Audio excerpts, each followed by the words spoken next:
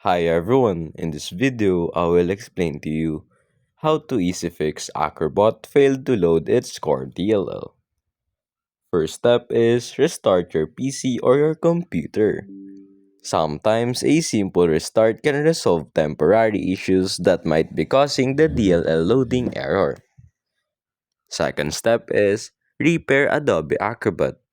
Open Adobe Acrobat or Reader, go to Help and repair installation. Follow the prompts to repair the installation. This will fix any corrupted or missing files. Third step is reinstall Adobe Acrobat.